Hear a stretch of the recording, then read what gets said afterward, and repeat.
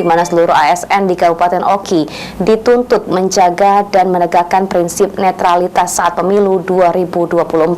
Jika melanggar ketentuan tersebut, maka akan dikenakan sanksi hingga pemberhentian.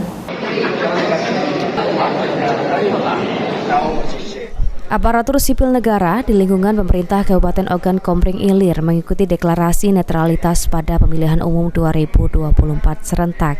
Deklarasi dipimpin Sekretaris Daerah Oki bersama Forkompinda di ruang rapat Bende Segugu II. Dalam ikrar tersebut, ASN berjanji tidak mendukung maupun memihak pasangan capres, cawapres ataupun kontestan pemilu 2024 agar prinsip netralitas pegawai ASN di instansi masing-masing tetap dalam tupoksi sebagai pelayan publik yang berintegritas.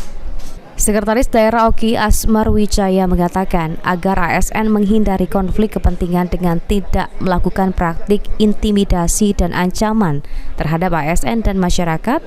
Selain itu, ASN diminta bijak dalam menggunakan media sosial, tetap menggunakan hak pilih tanpa terlibat politik praktis.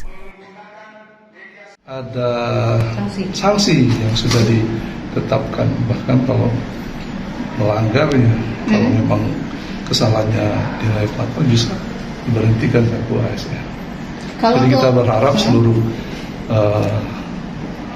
ASN di Kabupaten Ogan Komering Ilir harus betul-betul menjaga netralitas yang disampaikan oleh Pak PJ Gubernur tadi.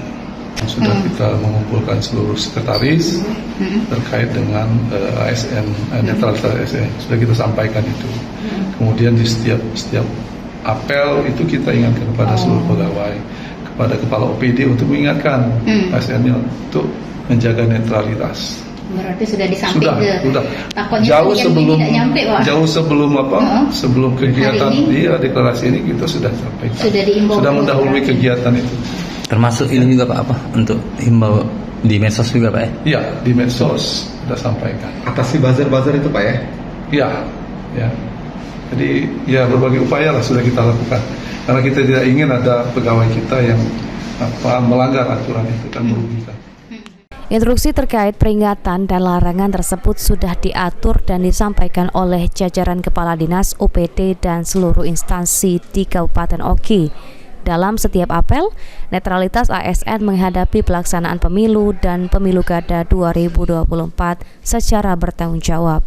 Namun, jika nantinya didapati pelanggaran, maka konsekuensinya adalah sanksi administrasi hingga pemberhentian sesuai peraturan dan perundang-undangan. Dovan Wijaya, PAL TV.